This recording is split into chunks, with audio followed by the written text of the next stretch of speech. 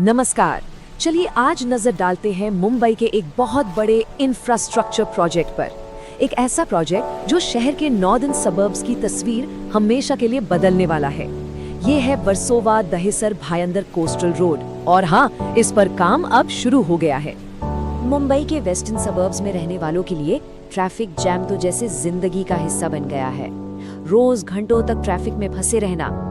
पर जरा सोचिए, अगर इस रोज की तकलीफ का एक जबरदस्त हल मिल जाए तो कैसा रहेगा।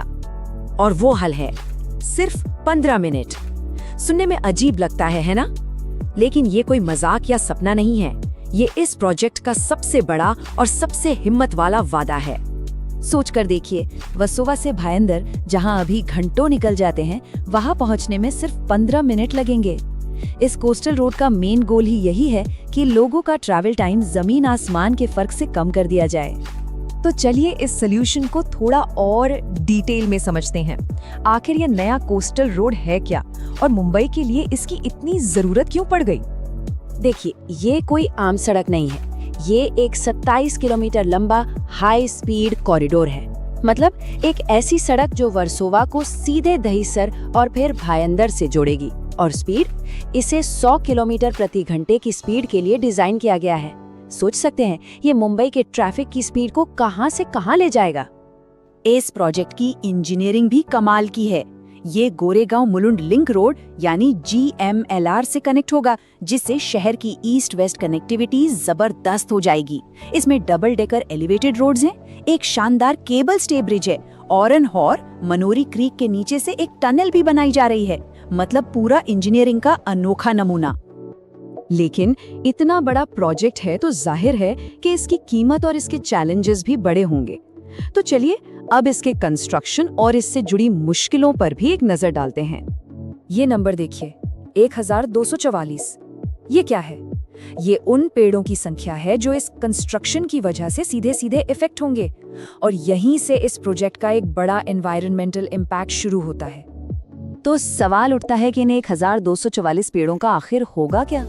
देखिए, BMC के मुताबिक इनमें से 254 पेड़ काटे जाएंगे, लेकिन जो बाकी 997 पेड़ हैं उन्हें उखाड़कर किसी दूसरी जगह पर दोबारा लगाया जाएगा, जिसे हम ट्रांसप्लांट करना कहते हैं। लेकिन इस प्रोजेक्ट से हर कोई खुश नहीं है। ये भी एक सच्चाई है। बहुत से लोकल लोग और एनवायरनमेंट एक्टिविस्ट्स इसका विरोध कर रहे हैं। उनकी चिंताएं भी अहम हैं, जैसे कि एनवायरनमेंट को नुकसान, बायोडाइवर्सिटी का खत्म होना और सबसे बड़ी बात, ट्रेडिशनल मछुआरा समुदाय की रोजी रोटी पर इसका क्या असर पड़ेगा। अच्छा, इतने बड़े कंस्ट्रक्शन को मैनेज करना आसान नहीं होता। इसीलिए वर्सोवा से दहिसर तक के पूरे स्ट्रेच को 6 अलग अलग पैकेजेस में डिवाइड किया गया है। चलिए देखते हैं कि ये काम हो कैसे रहा है। जैसा कि यहाँ दिख रहा है, हर पैकेज एक स्पेसिफिक हिस्से को कवर करता है। पैकेज A वर्सोवा से बांगुर नगर तक है, फिर package B C D E F इससे आगे मलाड, चारकोप, गोराई और फाइनली दहिसर तक ले जाते हैं। इस तरह से काम को तोड़कर करने से काम तेजी से और ऑर्गेनाइज तरीके से पूरा हो पाएगा।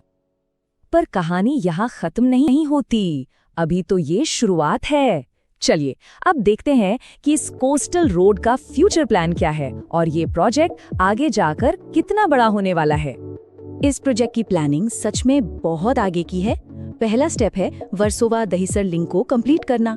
इसके बाद इसे दहिसर से भायंदर तक एक्सटेंड किया जाएगा और फ्यूचर में इसे उत्तन से विरार तक जोड़ने का प्लान है।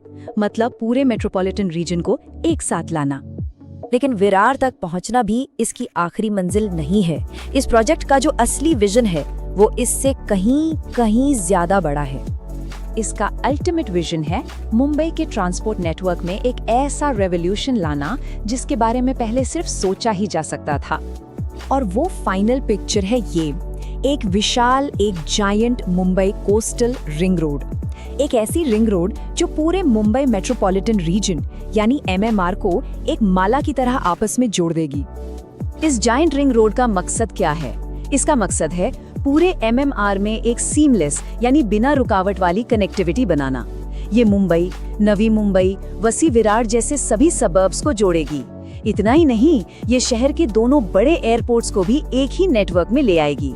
सोचिए, ये सबर्बन ट्रैवल के एक्सपीरियंस को पूरी तरह से बदल कर रख देगा। तो आखिर में सबसे बड़ा सवाल यही उठता है।